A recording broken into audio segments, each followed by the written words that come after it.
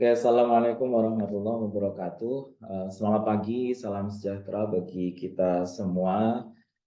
Teman-teman sekalian, hari ini kita akan lanjutkan diskusi kita terkait dengan eh, analisis aktuaria jaminan sosial. Kita menyebutnya analisis ya. Jadi ini tidak menutup kemungkinan terkait dengan pekerjaan-pekerjaan keaktuariaan yang itu di luar dari requirement yang harus dilakukan oleh penyelenggara jaminan sosial. Jadi kita kadang berpikirnya bahwa aktuaria itu hanya pada sektor aktuaris, artinya profesi yang memang menjalankan fungsi-fungsi keaktuariaan.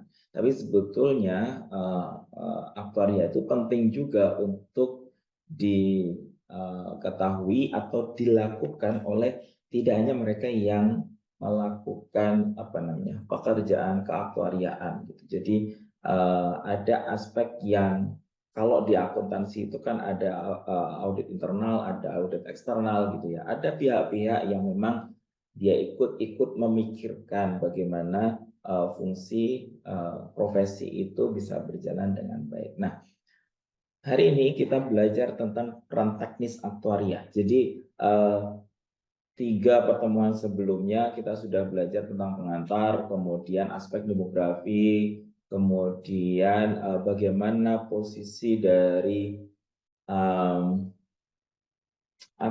posisi dari jaminan sosial dan juga peran aktuaria di dalamnya untuk pembangunan nasional gitu ya. Yang dua minggu lalu kita mendengarkan bersama dengan Ibu Ina.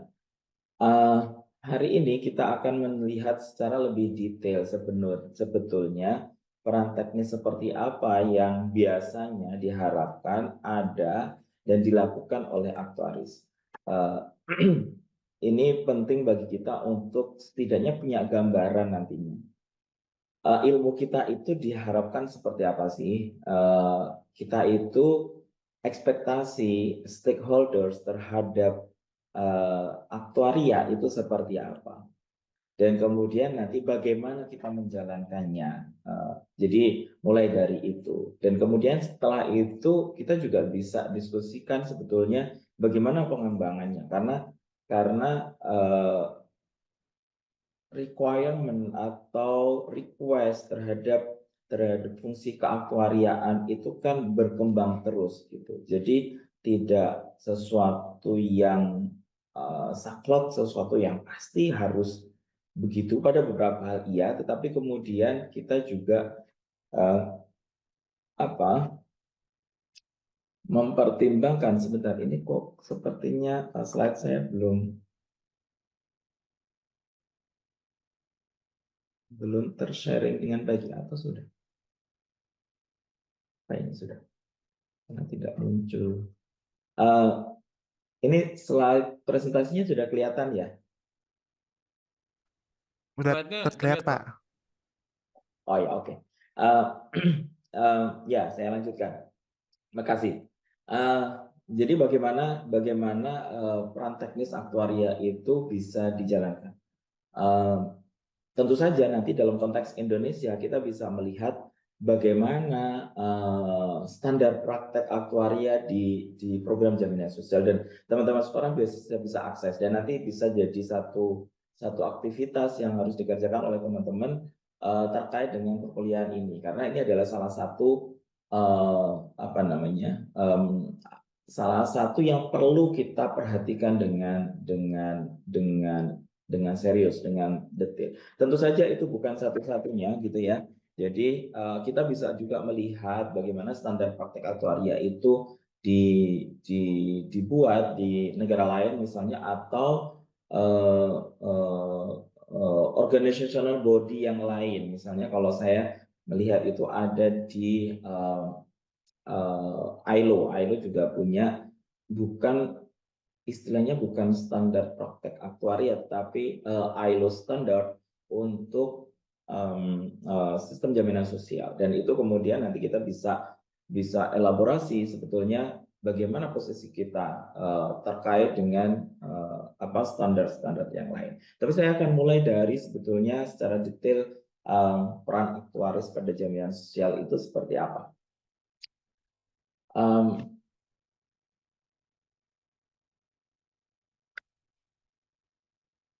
Oke, kalau kita lihat, kemarin kan kita sudah belajar tentang apa sih jaminan sosial dan kemudian bagaimana ini menjadi potensi bagi ilmu aktuaria, kemudian mengembangkan salah satu semacam, saya menyebutnya salah satu cabang yang penting untuk dikembangkan.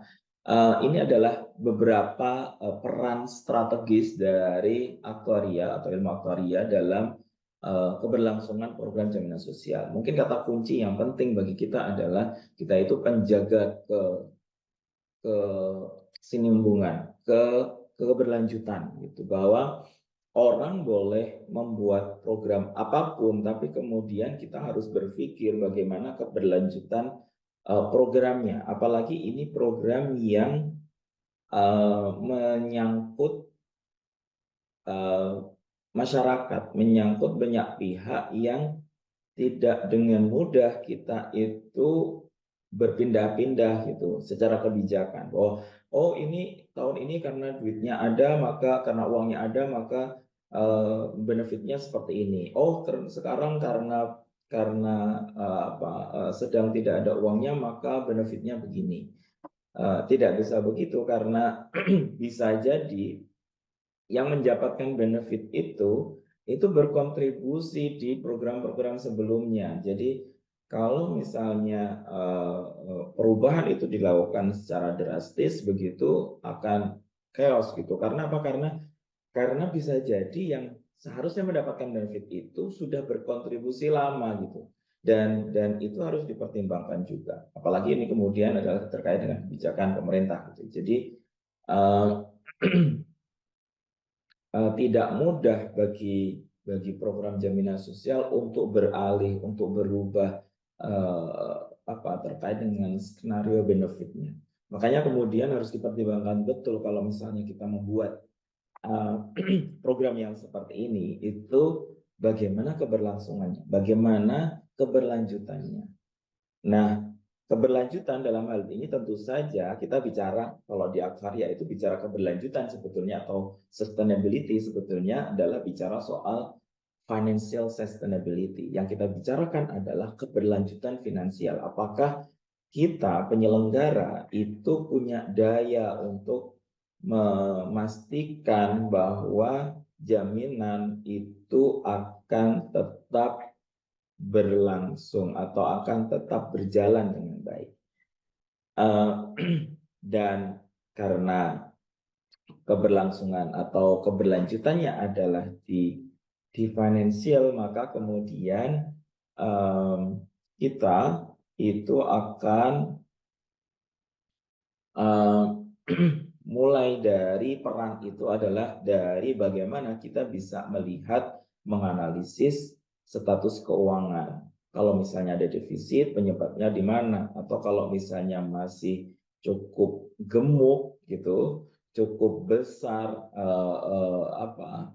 kemampuan keuangannya, atau cukup tinggi kemampuan keuangannya, bagaimana kita bisa memproyeksikan kira-kira di masa yang akan datang apakah program ini masih bisa berjalan dengan baik atau tidak. Karena tidak selalu kalau misalnya kita punya cadangan yang banyak, punya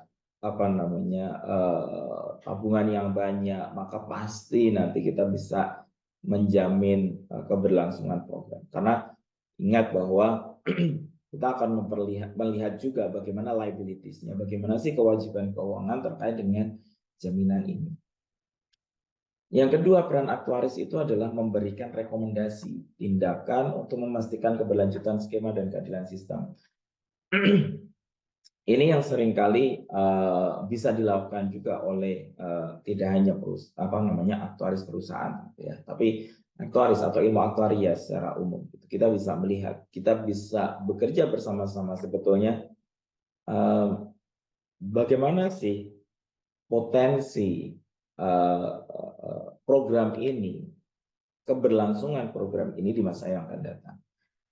Tentu saja kalau bicara soal keberlangsungan, maka kemudian kita akan melakukan matching gitu, akan melakukan akan mengukur sebetulnya seberapa besar asetnya, seberapa besar liabilitiesnya, seberapa besar sih kemungkinan perubahan dari aset dan liabilities di kemudian hari gitu. Dan kemudian kita akan matchingkan, kita akan mempertimbangkan apakah ini dalam jangka waktu yang panjang itu masih bisa berjalan dengan baik. Kemudian seringkali karena ini adalah kebijakan, seringkali kemudian diskusinya adalah terkait dengan modifikasi atau terkait dengan penyempurnaan gitu. Karena pada beberapa hal jaminan sosial itu menjadi salah satu tolok ukur terkait dengan tingkat keberpihakan negara terhadap isu-isu tertentu, misalnya terkait dengan isu ketenagakerjaan. Ini akan menjadikan satu program jaminan sosial ini akan menjadi salah satu indikator apakah suatu negara itu berdaya atau tidak. Apakah mereka memberikan perlindungan kepada masyarakatnya. Nah, karena ada faktor lain yang sebetulnya sangat penting untuk menjadikan bahwa program ini harus berjalan, maka kemudian kita harus mempertimbangkan apakah finansial itu termanifestasi dalam penyelenggaraan program. Kemampuan finansial itu termanifestasi dalam penyelenggaraan program. Dan kemudian bagaimana ini akan berubah kalau misalnya ada modifikasi kebijakan di dalam.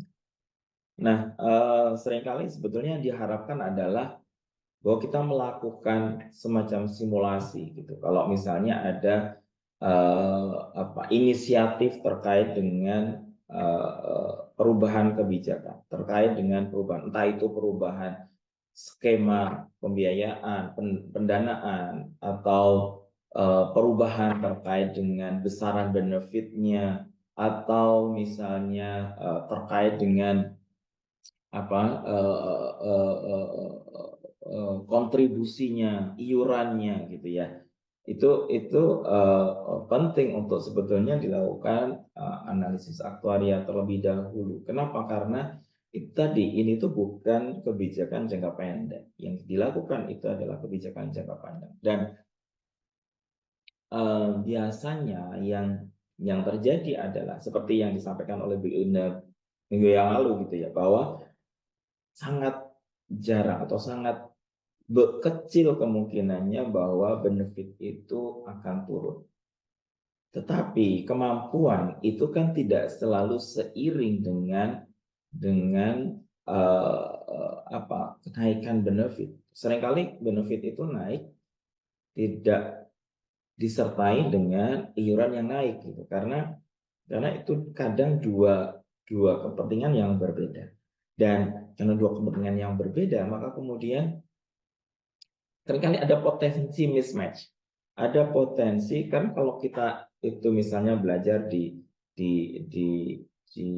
produk yang serupa di komersial itu kan biasanya benefit dan kontribusi itu adalah dua hal yang tidak bisa dipisahkan. Nggak mungkin kemudian kita akan mendapatkan benefit tanpa memperbaiki atau melakukan adjustment terhadap kontribusi terhadap premi, kan begitu ya. Kalau misalnya taruhlah misalnya tarif yang kita buat, yang kita itu kan selalu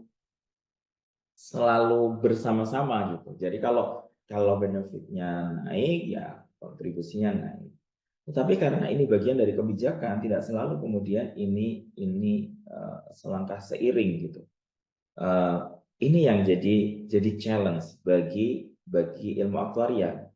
Saya tidak menyebutkan bahwa ini adalah satu kelemahan gitu ya. Karena apa? Karena justru disinilah kita kan tidak kemudian harus hanya mempertimbangkan aspek aktuarianya gitu, bahwa yang dilakukan dalam hal ini itu adalah aktuaria untuk mendukung keberlangsungan program.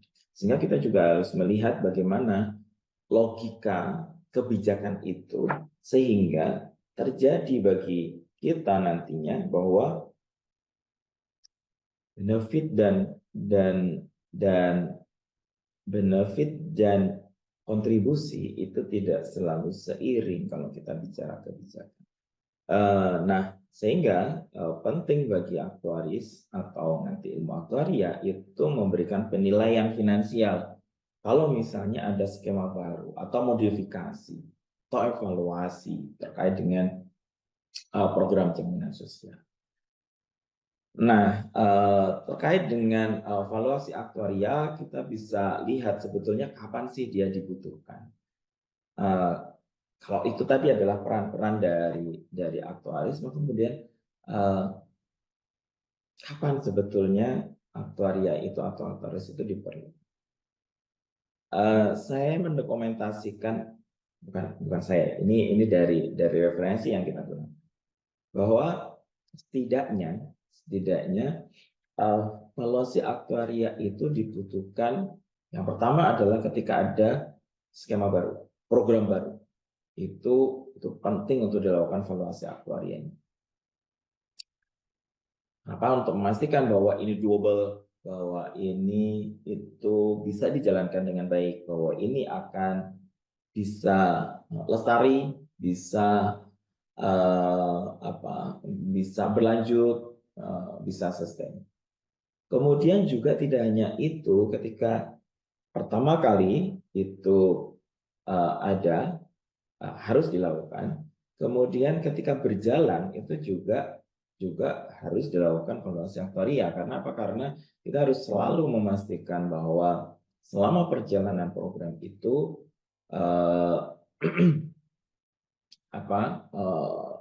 program itu punya daya untuk memenuhi kewajibannya. Jadi dan itu kan tidak selalu bahwa yang kita asumsikan di awal atau yang kita modelkan di awal itu berjalan sesuai dengan model yang kita buat.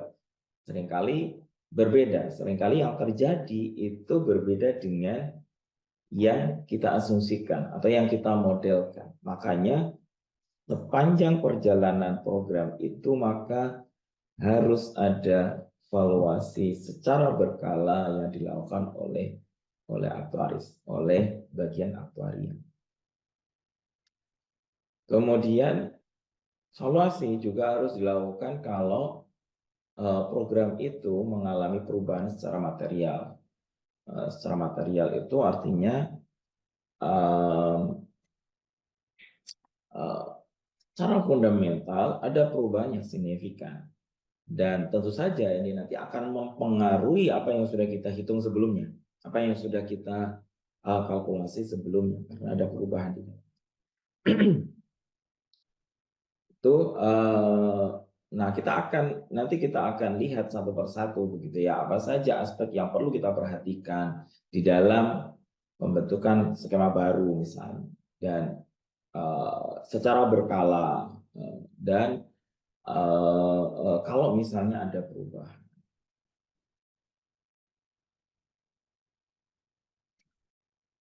Nah, laporan aktuaria seringkali kita kemudian kalau kemarin kan Bu Ina itu menceritakan bahwa kita harus membuat kertas kerja yang baik. Kita harus membuat, dan itu bisa dipertanggungjawabkan. Kenapa? Karena yang berkepentingan dengan analisis kita itu tidak hanya bagian aktuaria gitu, yang perlu untuk mengetahui dan kemudian nanti ikut menggunakan atau ikut memberikan pertimbangan atas pekerjaan aktuaria itu banyak stakeholders, dan kemudian kita perlu untuk membuat semacam dokumentasi, jadi membuat dokumentasi yang kita kerjakan, dan itu akan sangat membantu kita, akan sangat membantu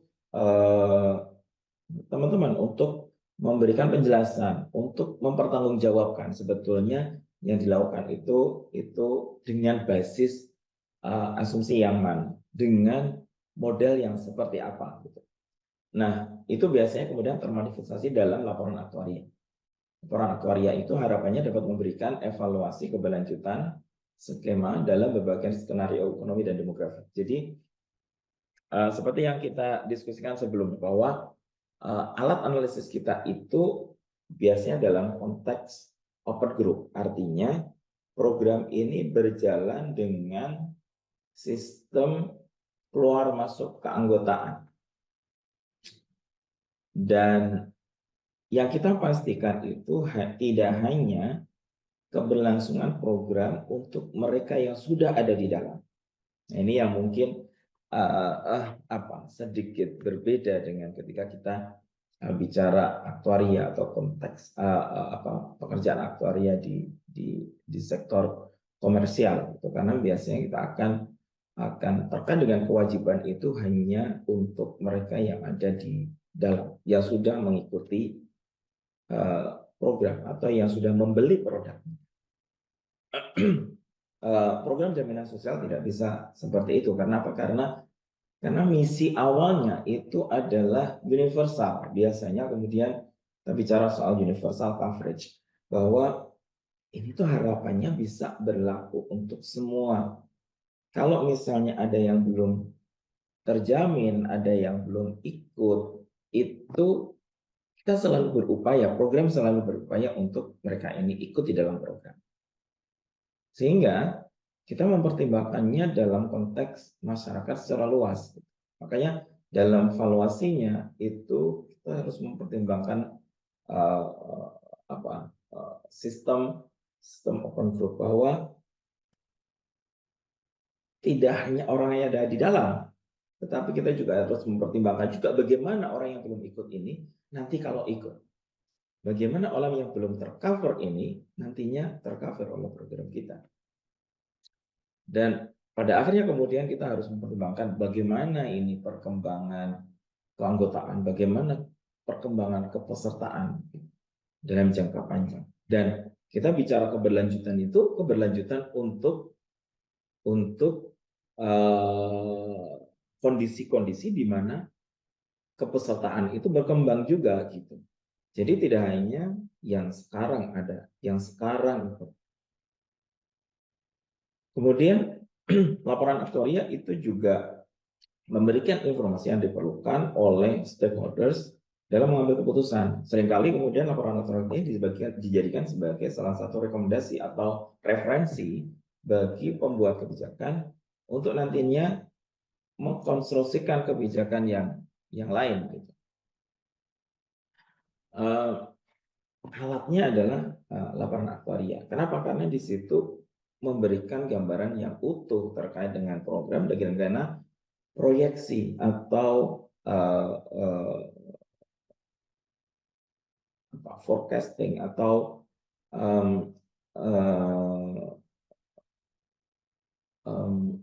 proyeksi sebetulnya, proyeksi program ini di masa yang akan datang. Biasanya informasi penting bagi pembuat kebijakan itu adalah terkait dengan evaluasi risiko kecukupan iuran. Karena ada iuran, ada benefit, dan itu tidak selalu match, dan memang biasanya tidak match. Maka kemudian ada risiko di dalamnya. Risiko bahwa program ini tidak berlanjut.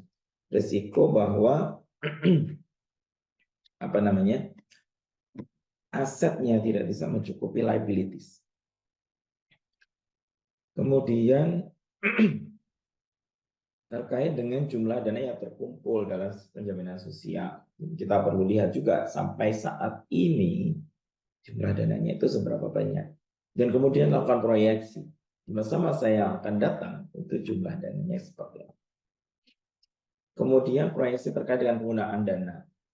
Tentu saja karena kita bicara soal asset and liabilities, maka kemudian kita perlu melihat proyeksi penggunaan dana ini seperti apa di masa yang akan datang. Kemudian tidak lupa juga bahwa kita perlu melihat bagaimana performance dari pemungutan dananya. Jadi kalau melakukan iuran, mengambil iuran dari peserta, kemudian dihimpun, kemudian dikelola, bagaimana performance dari pengelolaan dana ini. Yang pada beberapa hal itu rasanya cukup kuat gitu. Kenapa? Karena orang berpikir bahwa kan kita selalu bisa investasi. Kan dananya itu akan cukup kalau investasinya bagus gitu ya. Tapi kita juga tahu bahwa return yang tinggi itu selalu disertai dengan risiko yang tinggi. Potensi return yang tinggi, bukan return yang tinggi, tapi potensi return yang tinggi itu selalu disertai dengan risiko yang tinggi. Dan sekali-kali kemudian kita harus mempertimbangkan apakah program itu punya kemampuan untuk mengakses investasi dengan potensi return yang tinggi tadi. Kenapa? Karena nanti mempertimbangkan risikonya. Apakah risiko itu yang bersesuaian dengan investasi yang diharap itu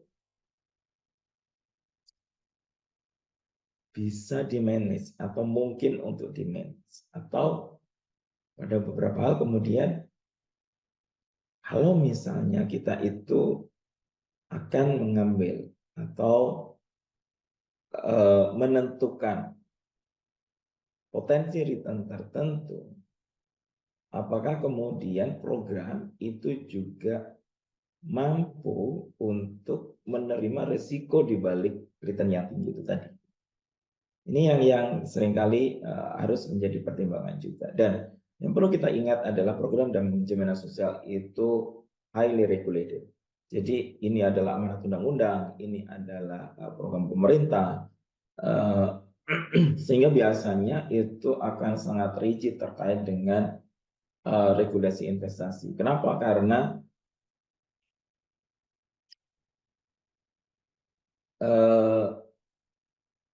risk appetite yang diambil itu selalu dengan mempertimbangkan bahwa kerugian yang terjadi nantinya atau risiko nantinya itu tidak hanya risiko program, tapi juga secara lebih luas menjadi risiko kebijakan, risiko penyelenggara, risiko pemerintah, begitu ya. Jadi kalau terjadi risiko di dalamnya, maka risikonya itu bisa ke banyak aspek. Makanya kemudian seringkali yang di set itu adalah risk appetite-nya itu moderate to low. Gitu. Jadi kenapa? Karena kita tidak berharap bahwa program ini bisa menyerap risiko dengan cukup baik, karena hubungannya dengan bahwa ini adalah keuangan negara, bahwa ini adalah bagian dari program pemerintah, bahwa ini adalah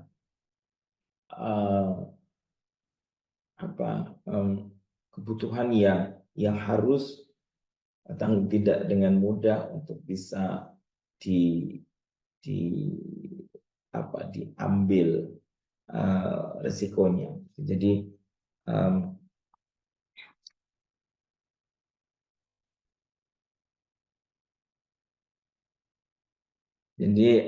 harus hati-hati. Dan biasanya laporan aktuaria itu akan memuat segala macam itu gitu. Walaupun mungkin tidak detail. Detailnya mungkin di kertas kerja atau di bagian modeling. Itu laporan aktuaria dan ini menjadi aspek yang penting. Nah, pertama, peran aktuaris itu adalah melakukan evaluasi aktuaria pada skema baru. Jadi kalau misalnya ada inisiatif terkait dengan skema baru atau membuat program baru, itu penting bagi pembuat kebijakan untuk melakukan evaluasi aktuari dulu. Bagaimana ini bisa dijalankan, bagaimana ini didanai, dan dari mana sumber pendanaannya, apakah sumber pendanaan itu akan mengalami shifting di kemudian hari terkait dengan kemampuan pendanaannya, dan seterusnya. Jadi memang agak rigid terkait dengan valuasi aktuaria pada skema baru. Coba kita lihat. tantangan dulu. Tantangannya adalah karena ini adalah baru, program baru atau skema baru, maka muncul ketidakpastiannya itu sangat tinggi. Sekarang kan belum ada pengalaman. Terutama pengalaman individual ya. Jadi kalau misalnya dulu di tahun 2015 atau apa yang baru, misalnya JKP gitu ya, tahun 2021, jaminan kehilangan pekerjaan, itu hal baru gitu. Nggak punya pengalaman. Program yang lain sebelumnya itu juga tidak bisa digunakan untuk referensi. Berbeda dengan misalnya ketika BPJS itu hadir di tahun 2014-2015 misalnya. Ini agak lebih mudah. Kenapa? Karena itu baru, tapi sebenarnya nggak betul-betul baru. Karena sebelumnya sudah ada. Ketenagakerjaan itu ada jam sostek dan taspen yang mungkin bisa digunakan sebagai referensi. Kesehatan itu sebelumnya ada Askes gitu, yang walaupun coverage yang berbeda, kepesertaan yang berbeda, tetapi ini skema benefitnya mirip. Pendekatan yang dilakukan itu biasanya adalah kemudian melakukan ekstrapolasi dan berbagai macam asumsi yang kemudian digunakan. Karena kita bicaranya atau jalan berpikirnya adalah dalam kapasitas yang lebih luas. Kita tidak melihat hanya pada yang terjadi saat ini. Kita akan melihat di jangka waktu yang lebih panjang. Sehingga kita perlu melihat bagaimana pola atau bagaimana perilaku kepesertaan di masa yang akan datang.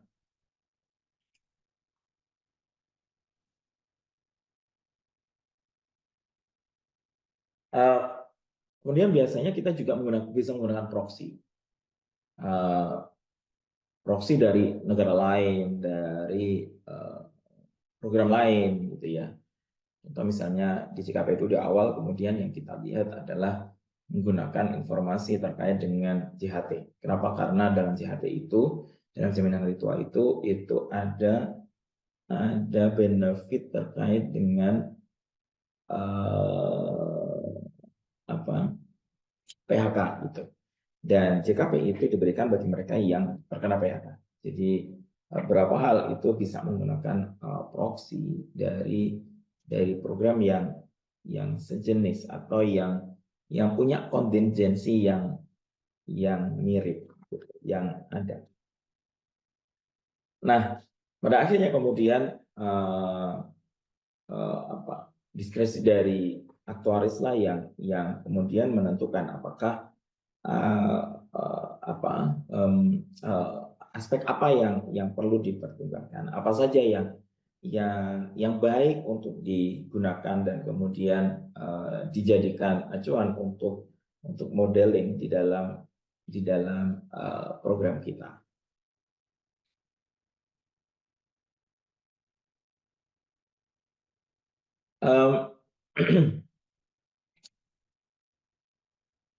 Dalam laporan atau dalam valuasi itu seringkali kita harus melakukan actuarial judgment. Kita menyatakan atau aktuaris itu menyatakan bahwa menurut pendapat mereka, misalnya data yang menjadi dasar laporan itu memadai dan dapat diandalkan. Kemudian karena kan dalam modeling kita nggak mungkin bisa berpisah atau kita tidak mungkin untuk terpisah dari keberadaan data. Jadi kita selalu menggunakan data. Kemudian asumsi. Asumsinya apakah wajar atau sesuai dengan yang terjadi. Kemudian ketika kita modeling, kita melakukan estimasi, itu juga apakah metode estimasinya itu sudah cukup baik apakah hasil estimasinya itu masuk akal, gitu ya, wajar, gitu. Kemudian metodologi yang digunakan juga apakah sesuai dan konsisten dengan standar praktik aktuaria yang berlaku.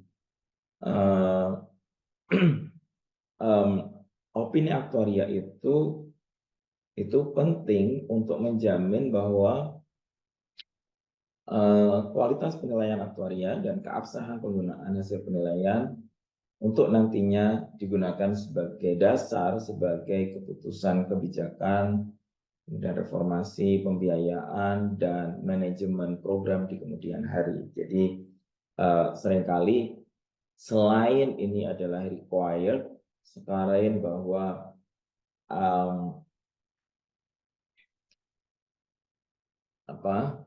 opini ini penting dan perlu untuk dilakukan, ini juga impact-nya itu adalah di banyak aspek, sehingga kita juga perlu perhatikan. Jadi asumsi itu tidak berdiri sendiri, dia tidak berhenti di asumsi saja. Kita harus mempertimbangkan juga bahwa asumsi ini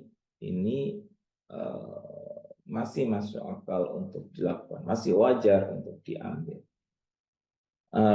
Makanya kalau melihat laporan aktuaris itu seringkali kita tidak bisa hanya berhenti pada melihat hasil akhirnya. Apa sih atau berapa sih nilainya gitu? Nggak bisa hanya dari situ. Karena apa? Karena ini sangat bergantung pada hal-hal lain yang digunakan. Metodologinya seperti apa, asumsinya seperti apa, cara mengestimasinya seperti apa, kemudian model proyeksinya seperti apa, dan seterusnya. Dan ketika kita berbeda mengambil salah satu dari itu, asumsi atau metodologi atau data gitu ya, data sebagai source of information yang kita gunakan, itu tentu saja akan menghasilkan nilai yang berbeda, hasil yang berbeda. Sehingga kita nanti bisa tahu kalau berbeda itu seberapa berbeda atau seberapa besar sebenarnya kita itu bisa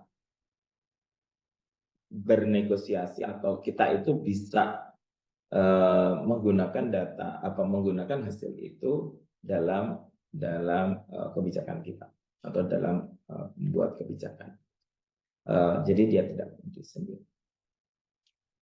Nah, di dalam membuat skema baru, seringkali kita harus mempertimbangkan mulai dari cakupan perlindungan atau cakupan jaminan. Siapa saja sih yang perlu untuk dilindungi? Siapa saja sih yang harus dilindungi? Kemudian ketentuan terkait dengan manfaat. Benefitnya seperti apa yang ingin dibuat? Jenis perlindungan manfaat apa yang akan diberikan? Dan kapan gitu? Kapan ini diberikan? Dan siapa yang membiayai? Ini terkait dengan pembiayaannya.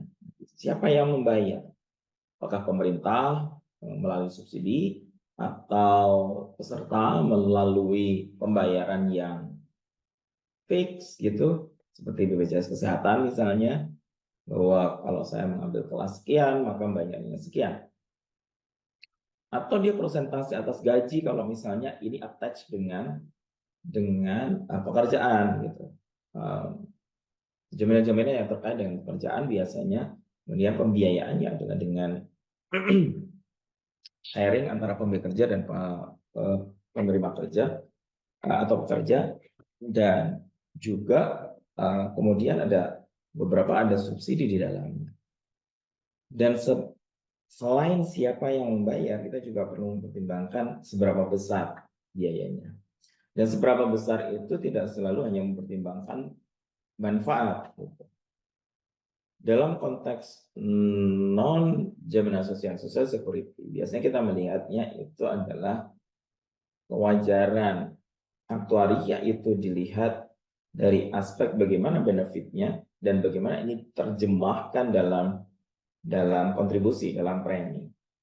Nah, di jaminan sosial tidak hanya seperti ini, karena kemudian premi ini harus dipertimbangkan apakah ini itu layak, apakah besaran ini itu mungkin bagi masyarakat kita.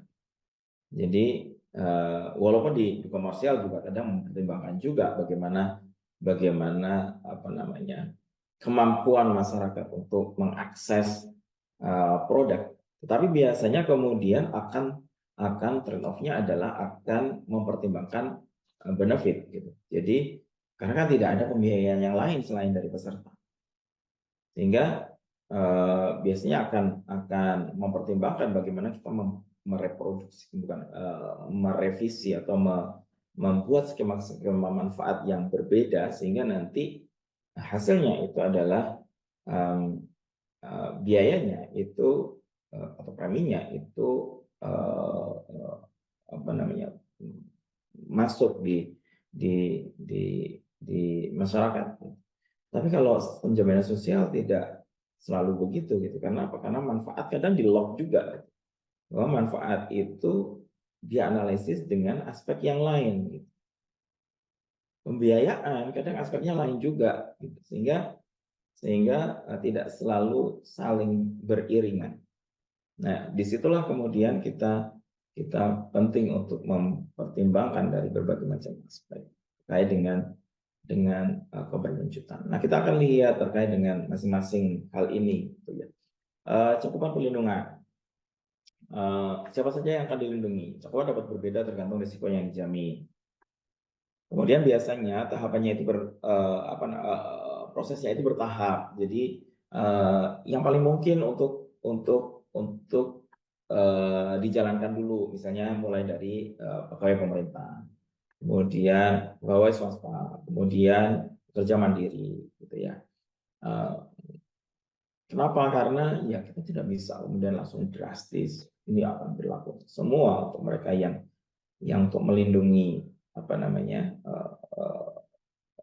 pekerjaan, maka kemudian semua harus tercover. Karena itu tadi, karena kita harus selalu mempertimbangkan apakah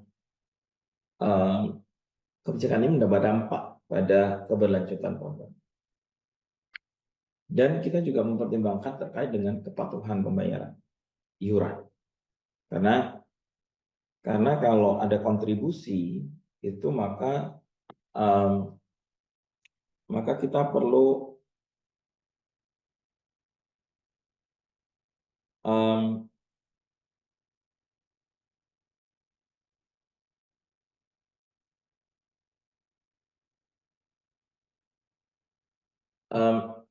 perlu untuk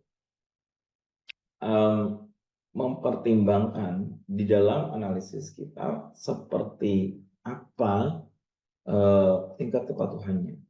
Jadi kita tidak bisa juga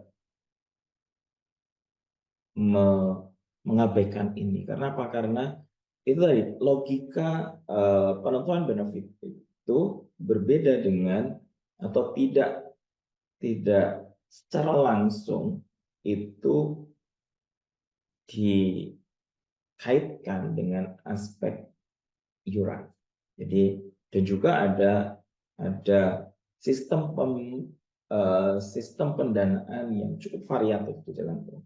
Jadi tidak selalu 100% dibayarkan oleh peserta, tapi juga ada sistem pendanaan yang lain. Sehingga kita perlu untuk mempertimbangkan bagaimana kepatuhan pembayaran iuran. Karena apa? Karena kan kita selalu sebenarnya melihat kecukupan itu dari aset dan liability. Asetnya itu salah satu sumbernya itu adalah dari iuran. Dan ketika iuran itu tidak bisa 100% dijangkau karena misalnya peserta itu tidak membayar gitu, dan tidak semudah misalnya di komersial, kalau tidak membayar maka proteksinya akan berhenti. Kenapa ya? Itu tadi karena program ini itu adalah bagian dari ada misi yang lebih general, misi yang lebih besar yang harus dipertimbangkan. Kemudian ketentuan manfaat. Jadi perlindungan manfaat apa yang akan diberikan? Uh, ini bagian yang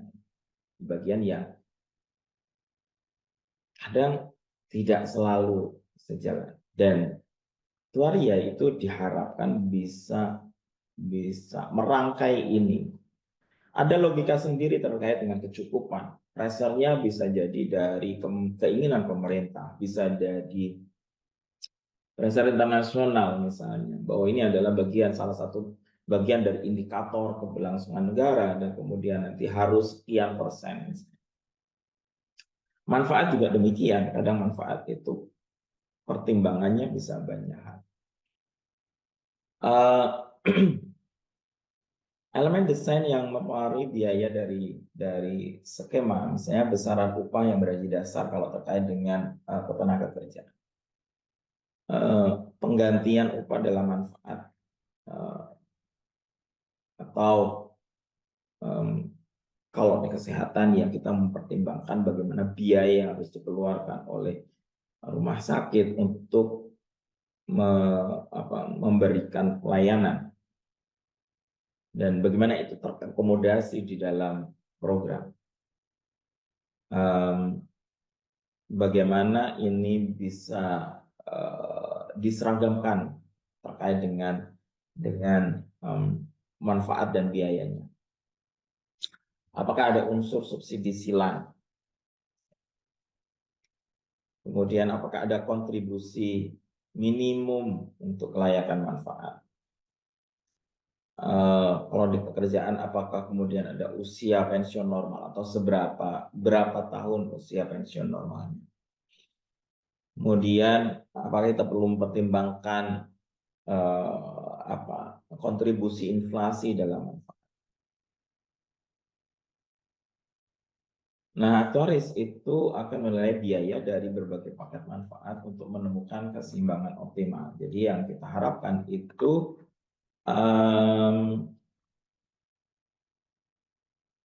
kita punya referensi terkait dengan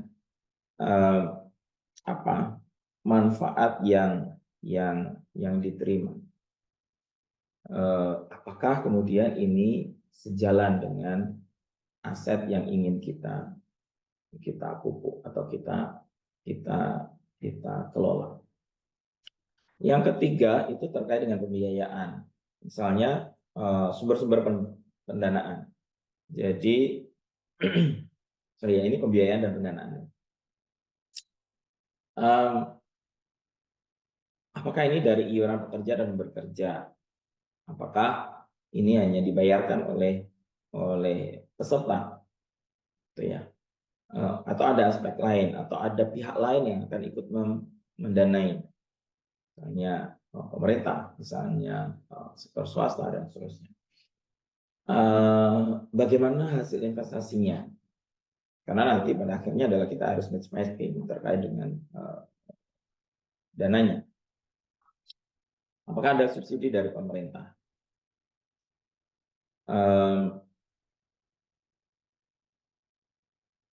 Kita perlu melakukan proyeksi, misalnya proyeksi pengeluaran dan skenario tarif iuran berdasarkan metode pembiayaan yang berbeda. Jadi kalau misalnya ada beberapa skenario terkait dengan pendanaan pembiayaan gitu, maka kemudian kita perlu pertimbangkan bagaimana keberlanjutannya, bagaimana impact dari skema-skema ini terhadap program.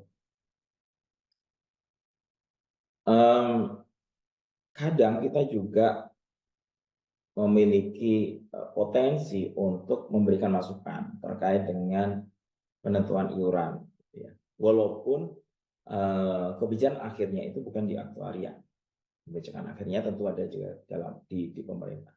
Tapi yang penting dilakukan sebetulnya adalah bagaimana kita itu bisa memberikan gambaran kalau dengan biaya yang dengan iuran dengan skema iuran yang seperti ini, itu implikasi terhadap program itu seperti apa, efeknya seperti apa.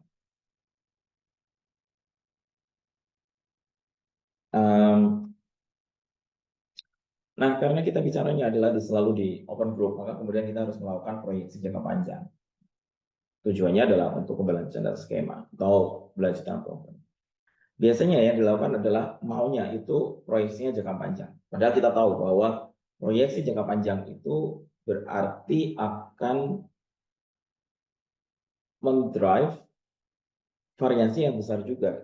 Kita belajar di forecasting bahwa kalau kita lakukan proyeksi yang panjang, maka sebenarnya adalah ketidaktentuannya akan semakin tinggi. Tapi kita harus lakukan. Kenapa? Karena skenario keberlanjutan itu perlu dipastikan dalam waktu yang panjang. Tentu saja kemudian kita bisa breakdown terkait dengan karakteristik programnya. Kalau programnya itu sebetulnya adalah sifatnya itu jangka pendek, kita bisa negosiasi lah. Mungkin proyeksinya tidak harus sepanjang itu. Tapi program yang jangkanya panjang, misalnya dana pensiun gitu, jaminan pensiun, itu kan jangkanya panjang. Orang mengiur di waktu mereka bekerja dan akan mendapatkan manfaat ketika mereka pensiun. Jangka waktunya panjang sekali. Nah, karena beberapa program itu penjaminannya adalah jangka panjang, maka melakukan proyeksi yang jangka panjang juga.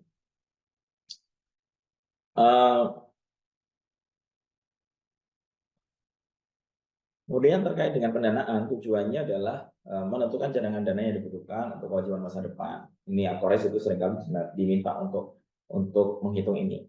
Kenapa? Karena itu tadi keberlanjutan itu urusannya adalah dengan cadangan. Gitu. Apakah atau berdaya itu secara finansial itu artinya adalah apakah kita punya cukup dana untuk membiayai di masa akan datang. Dan cukup dana itu adalah dari cadangan yang dipunya. Bagaimana kita bisa menyerap fluktuasi jangka pendek misalnya. Bahwa di jangka yang panjang itu kita bisa proyeksikan, tapi bagaimana skema manfaat itu dan cadangannya nanti itu bisa mengantisipasi fluktuasi jangka pendek. Jadi kalau ada shock di waktu yang pendek itu apakah ini masih cukup untuk di manage. Kemudian khusus untuk skema pensiun itu memang kita perlu proyeksi yang jangka panjang dan kemudian juga terkait dengan proyeksi iuran itu kita juga perlu untuk lihat. Karena tadi keberlanjutan itu tidak setahun 2 tahun. Keberlanjutan itu biasanya yang diharapkan itu adalah dengan analisis yang jangkanya panjang.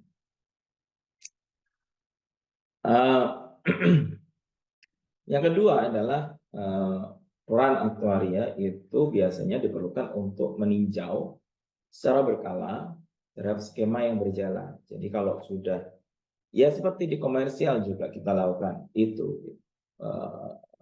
Saya selain dengan pricing terkait dengan penghitungan harga dari produk itu kan di awal ketika skema itu atau produk itu baru berjalan atau produk desain. Aktuaria terlibat di dalam produk desain. Kenapa? Karena ketika mendesain produk, maka kita perlu untuk melihat sebenarnya bagaimana produk ini nantinya tidak hanya terkait dengan demand di pasar gitu ya, tapi juga bagaimana produk ini bisa berjalan dengan baik di kemudian hari. Dan karena di situ ada ketidaktentuan di dalamnya, ada faktor finansial gitu ya. Jadi penting untuk melihat dari aspek aktuaria. Sama ketika program itu diinisiasi dan sudah berjalan, maka perlu untuk melakukan evaluasi.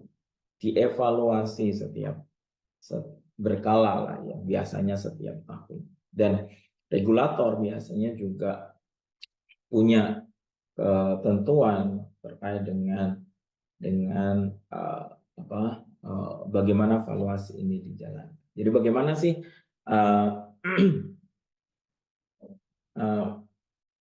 program ini bisa dipastikan akan berjalan dengan baik di kemudian hari.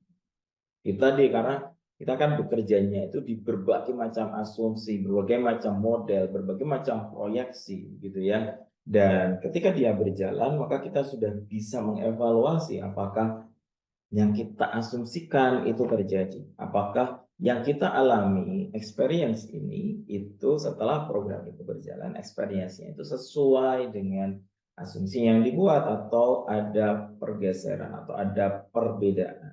Seringkali yang terjadi ada perbedaan. Kalau ada perbedaan itu bagaimana kita meresponnya.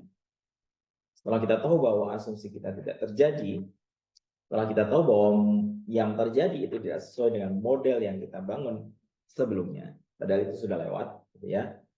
Maka kemudian kita perlu untuk melihat bagaimana nantinya respon kita terhadap apa yang sudah terjadi itu untuk memastikan keberlangsungan program di kemudian. Jadi itu.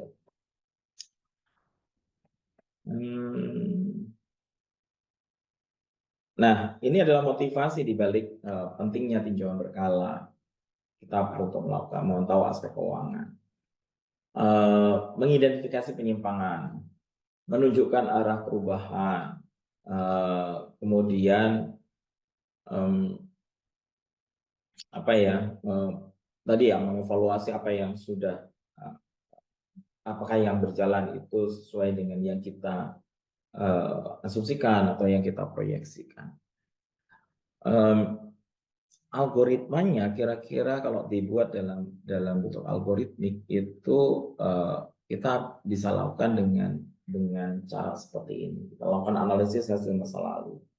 Kemudian jika diperlukan kita lakukan revisi terhadap asumsi dan metode. Kemudian kita lakukan revisi terkait dengan proyeksi keuangannya. Karena kan kita sudah berdiri di waktu yang berbeda, sehingga mungkin kita perlu untuk lakukan revisi terkait dengan proyeksi keuangannya. Kemudian kita bisa juga lakukan rekomendasi pembiayaan. Kemudian rekomendasi lainnya. Biasanya ini yang dilakukan. Nah, secara detail nanti kita bisa lihat analisis masa lalu itu seperti apa. Yang kita lakukan misalnya pengebandingan pengalaman demografi dan finansial aktual dengan proyeksi sebelumnya. Jadi sebelumnya di awal itu kan kita lakukan proyeksi. Setelah berjalan, maka ini sudah bisa kita evaluasi. Kita lakukan pembandingan terkait dengan pengalaman dan apa yang kita hadapi atau yang kita asumsikan.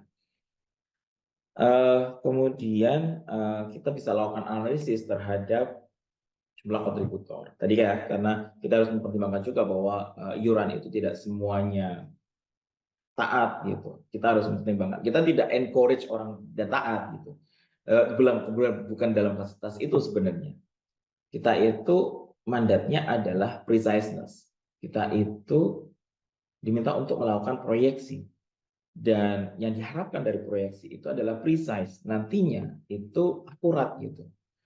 Nah, keakuratan itu bergantung banyak hal.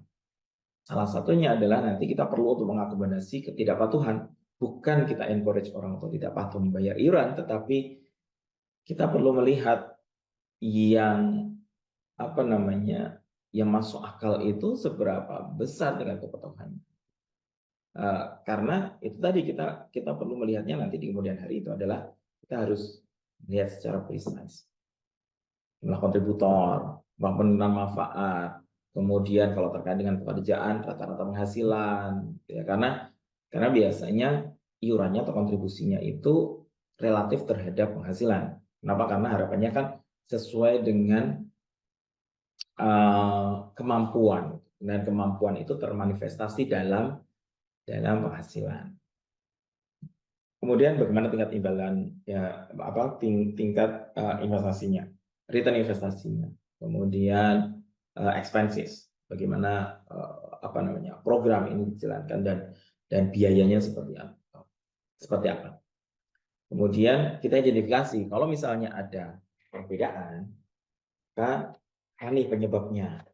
Apakah murni hanya karena asumsi yang salah, atau sebenarnya ada yang mendorong perubahan mekanismenya Jadi tidak hanya misalnya, oh karena asumsinya salah. Kadang kita harus melihat juga, kenapa kok asumsinya salah?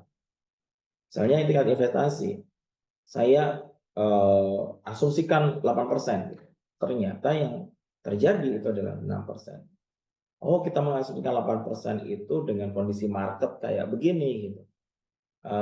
Nah, apakah kita dalam mengestimasi kondisi market itu yang salah, atau sebenarnya memang ada shifting di market yang membuat tingkat imbal hasilnya itu turun misalnya. Dan itu kita perlukan analisis terkait dengan identifikasi penyebab. Kemudian setelah itu kita perlu lakukan penyesuaian asumsi tentu saja. Kalau kita sudah tahu bahwa oh ini nggak terjadi, ini nggak mungkin terjadi gitu, ya lakukan perubahan sehingga nanti kita bisa melihat posisi yang up to date. Jadi karena asumsinya itu disesuaikan, maka kemudian kita bisa lihat bahwa ini nanti yang paling masuk akal untuk saat ini. Jadi yang sudah disesuaikan dengan kondisi saat. Nah, ketika melakukan revisi asumsi dan metode, kita lakukan penyesuaian asumsi berdasarkan hasil analisis, pengalaman, dan proyeksi. Kemudian, kalau proyek jangka panjang itu kadang tidak harus segera diubah. Khususnya adalah kalau kemudian kita punya informasi yang sifatnya jangka pendek. Harus hati-hati juga, bisa jadi ini adalah perubahan yang sementara saja. Ini bukan yang jangkanya panjang. Jadi pada beberapa hal kita harus screening juga.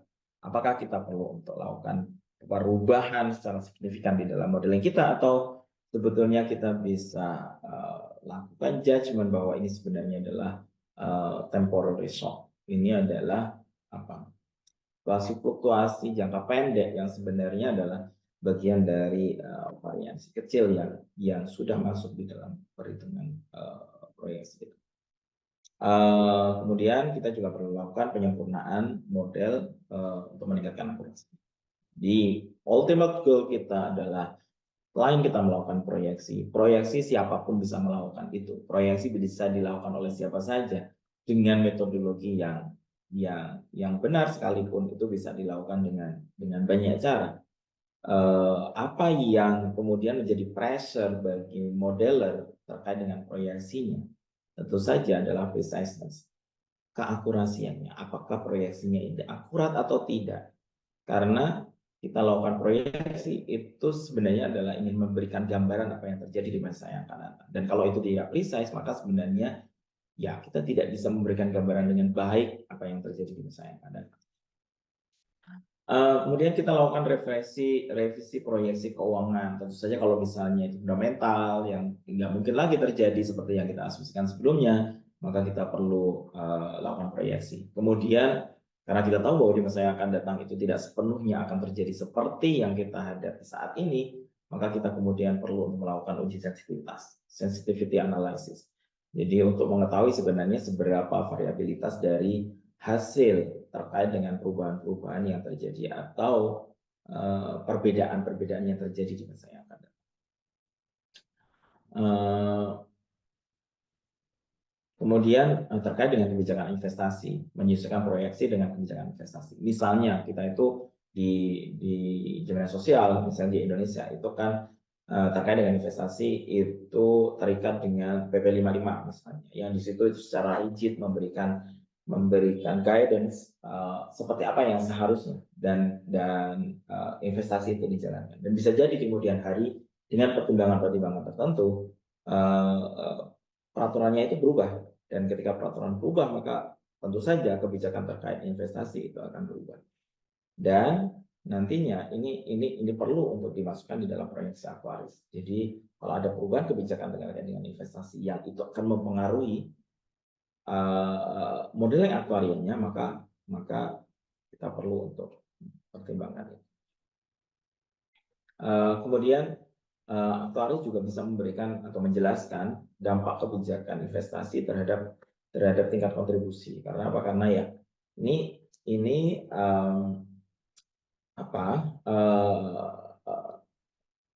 kalau ada perubahan investasi, perubahan terkait dengan kebijakan investasi, tentu saja perlu untuk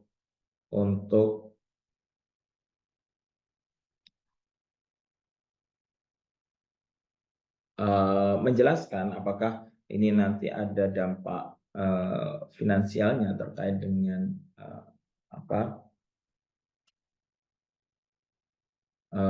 iuran atau kontribusi. Kemudian rekomendasi terkait dengan pendanaan atau pembiayaan. Jika tidak aturan khusus, aktuaria merekomendasikan dengan kontribusi. Sebelum misalnya biasanya itu akan dimintai masukan terkait dengan kontribusi. Tapi kalau kemudian tingkat kontribusinya sudah ditentukan, maka yang dilakukan adalah aktuaria itu memberikan laporan terkait dengan evaluasi keseimbangan keuangan mismatch yang terjadi dalam jangka waktu yang panjang. Kenapa? Karena itu tadi, karena kebijakan ini harapannya itu kan sustain gitu. Kebijakan ini harapannya adalah lestari, sehingga harus pertimbangannya adalah panjang. Kemudian jika kemudian ada defisit atau liabilities yang lebih besar daripada asetnya, maka apa saja skenarionya, misalnya apakah kemudian meningkatkan kontribusi, apakah kemudian menurunkan manfaat, atau misalnya melakukan atau pencarian sistem pendanaan yang lain yang bisa men-top up program kita. Jadi pada beberapa hal kebijakan itu akan dilakukan untuk misalnya menghindari atau mengurangi defisit.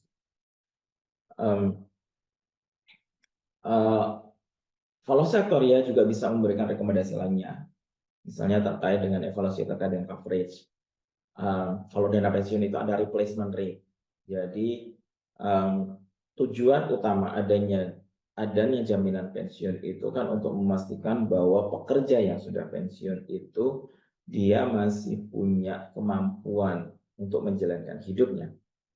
Dan kemampuan menjalankan hidupnya itu bisa seringkali itu sangat bergantung pada gaya hidup. Gaya hidup itu dipengaruhi oleh penghasilan sebelum pensiun, gitu ya. Jadi kemudian diskusinya itu tidak hanya misalnya jaminan pensiun itu memberikan regular payment untuk mereka yang pensiun dengan nominal tertentu, tapi kita juga mempertimbangkan dalam kebijakan dana pensiun itu bagaimana replacement rate-nya, bagaimana rasio dari dana pensiun ini yang diterima itu dengan gaji terakhirnya. Kenapa? Karena ya kalau tujuan dana pensiun itu untuk menambah daya pensiunan terhadap keberlangsungan hidupnya, kan ini akan sangat bergantung pada hidup sebelum pensiun gitu, saat sebelum pensiun. Sehingga kita perlu lihat sebenarnya berapa replacement rate-nya, berapa sih rasio antara yang diterima saat pensiun dengan yang diterima sebelum pensiun. Biasanya dengan gaji terakhir. Kemudian basis penghasilan yang dikenakan untuk kontribusi. Ini untuk model-model jaminan ketenagakerjaan. Kemudian perbaikan desain manfaat. Walaupun ini kontribusi aktuaria tidak banyak, tetapi aktuaria bisa memberikan gambaran sebetulnya posisinya seperti apa. Kemudian misalnya rekomendasi yang lain itu memastikan keseimbangan antara manfaat yang diberikan dan biaya yang ditanggung. Jadi ini selalu seperti itu ya. Jadi berbagai macam skenario itu dengan mempertimbangkan bahwa at least nggak defisit deh. At least setidaknya program ini bisa berjalan dengan baik. Tentu saja tidak pada perkembangan selanjutnya itu tidak hanya bicara soal defisit, bagaimana ini tetap bisa dijalankan, bagaimana program ini tetap bisa dijalankan dengan baik.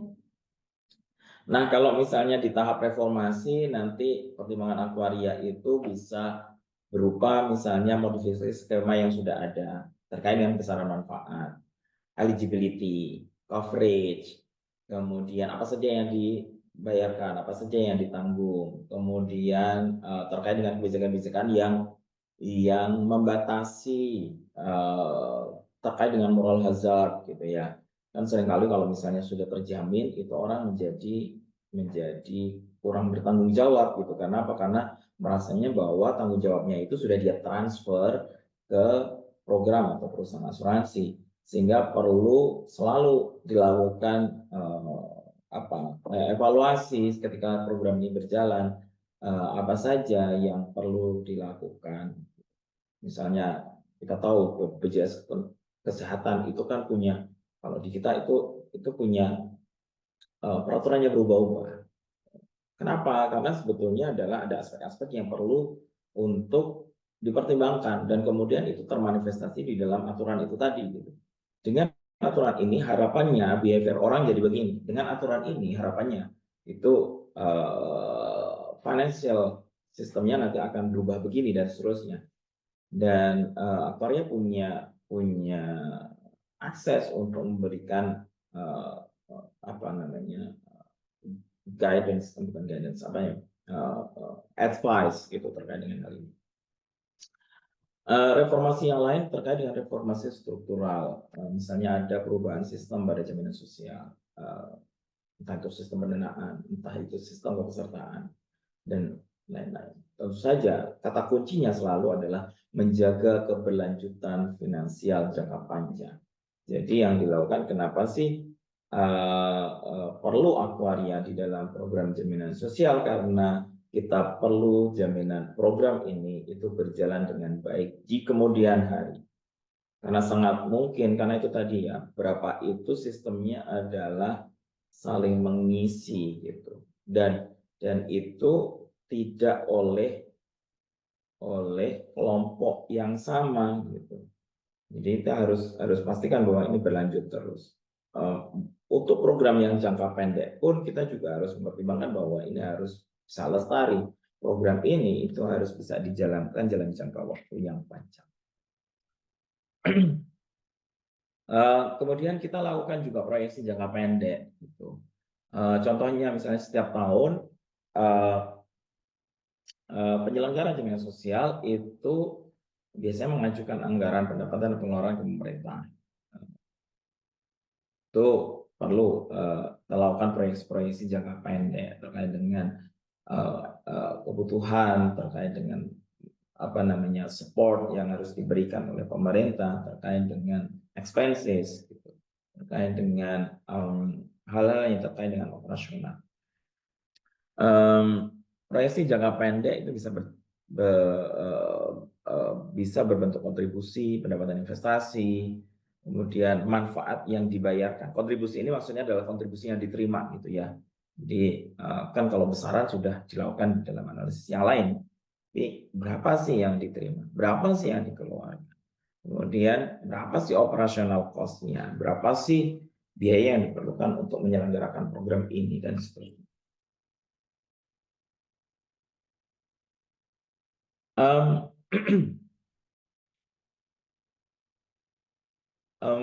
Proyeksi ini digunakan oleh lembaga jaminan sosial dan oleh pemerintahan pusat untuk perencanaan biasanya.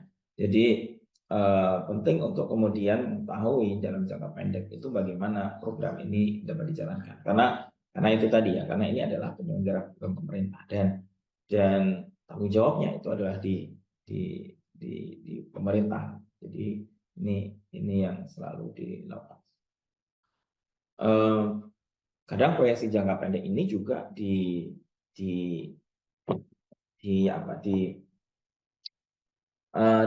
digunakan juga oleh bagian investasi untuk biasanya kan investasi itu dilakukan untuk selain untuk pemupukan dana, tetapi juga harus mempertimbangkan bagaimana durasi dari liabilities-nya. Jadi kapan sih kewajiban itu, tidak hanya menghitung misalnya berapa kewajiban yang harus dibayarkan, tetapi juga kapan kewajiban itu harus dibayarkan, karena jatuh temponya bisa beda-beda. Jaminan pensiun kita saat ini itu di masa di Indonesia ya, program jaminan pensiun yang ada di BPJS Ketenagakerjaan itu sekarang di masa-masa pembukuan dana. Kenapa? Karena dari pertama kali ini dibuat, ini kan masa di mana penerima manfaat itu masih sangat sedikit, masih belum ada pensiun. Jadi ini adalah masa di mana peserta itu membayar iuran. Nah, kan tentu saja ini nggak terjadi selamanya seperti ini. Pasti ada masa di mana program itu harus membayarkan manfaat. Dan ada masa di mana pembayaran manfaatnya itu besar. Jadi kita harus tahu juga, ada proyeksi jangka pendek ini harus mempertimbangkan juga sebenarnya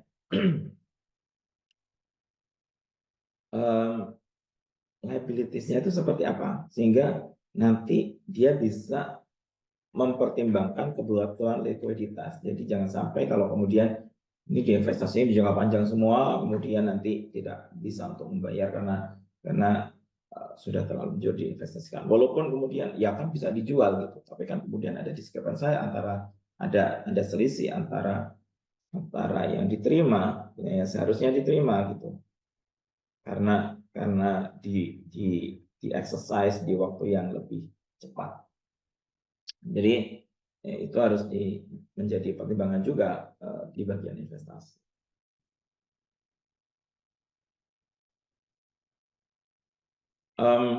Kadang aktuaria juga atau aktuaris itu diminta untuk terlibat di dalam bidang terkait. Hanya itu juga berperan dalam mendukung manajemen jaminan sosial dan memberikan informasi keuangan jaminan sosial kepada publik. Seringkali kemudian ini kan kepentingan bersama ya, kepentingan publik. Jadi seringkali aktuaris itu diminta untuk memberikan masukan terkait dengan atau memberikan pandangan terkait dengan program untuk menjamin itu tadi untuk memastikan bahwa program ini berjalan dengan baik. Jadi ini adalah ad hoc support yang biasa dilakukan di tim aktuaria itu dapat diminta untuk memberikan saran terkait dengan perubahan manfaat dan ketentuan pembiayaan. Kemudian permintaan itu bisa dari pengelola jaminan sosial atau penyelenggara jaminan sosial atau pemerintah atau pihak lain gitu ya. Model proyeksi aktuaria yang fleksibel itu harus tersedia setidaknya untuk keperluan ini. Jadi ada misalnya terkait dengan laporan statistik, indikator kerja, perjanjian jaminan sosial, dan lain-lain. Jadi tidak hanya terkait dengan laporan aktuaria, tetapi juga seringkali karena kita punya kapasitas untuk memahami mesin dari program ini dengan cukup baik, maka kemudian kita biasanya akan atau terlibat juga di dalam pekerjaan yang kan pekerjaan inti sebetulnya, tapi penting untuk dipahami atau penting untuk mempertimbangkan aspek aktuaria di dalamnya. Mungkin itu teman-teman sekalian sesi kita hari ini. Apakah ada yang bisa didiskusikan atau yang ditanyakan? Jika iya, monggo. Mungkin ada waktu beberapa menit untuk ini. Selebihnya nanti karena ini kan terkait dengan pekerjaan gitu ya. Nah, nanti kita akan masuk sebenarnya sistem atau program-program jaminan sosial itu seperti apa. Nah, ini nanti saya harapkan teman-teman sudah bisa melihat sebenarnya secara umum ini tidak hanya berlaku di Indonesia ya. Nanti kita perlu breakdown, perlu lihat lebih detail ini untuk kasus Indonesia kah atau sebetulnya untuk jaminan sosial secara umum. Mungkin kita akan mulai dari jaminan sosial secara umum dulu dari buku yang sudah kita rekomendasikan kemarin. Biasanya apa saja sih program yang biasanya ditawarkan oleh jaminan sosial. Dan kemudian nanti bagaimana Indonesia merespon ini. Jadi program jaminan sosial untuk yang ini itu yang program. Misalnya apa? Misalnya kesehatan. Apa sih standar yang ada di internasional terkait dengan jaminan kesehatan? Dan kita Indonesia itu di posisi yang mana? Mungkin nanti kita akan lanjutkan dengan diskusi kelompok gitu mungkin ya, karena ini adalah perlu diskusi analitis gitu untuk kemudian kita bisa membaca arah dari program itu seperti apa dan programnya apa saja sih, sehingga nanti kita teman-teman punya bayangan sebetulnya apa saja yang harus dimodelkan, apa saja yang harus dianalisis. Begitu. Apakah ada yang ditanyakan sebelum saya tutup?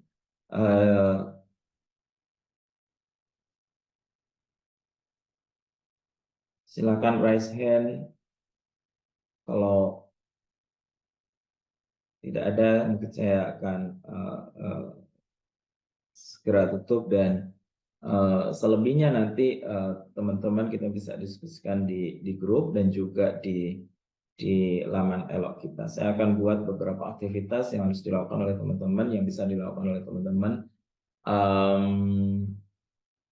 di Elok gitu. Ada banyak hal yang sebenarnya yang perlu untuk dilakukan. Misalnya kita perlu melihat undang-undang terkait dengan jaminan sosial itu seperti apa.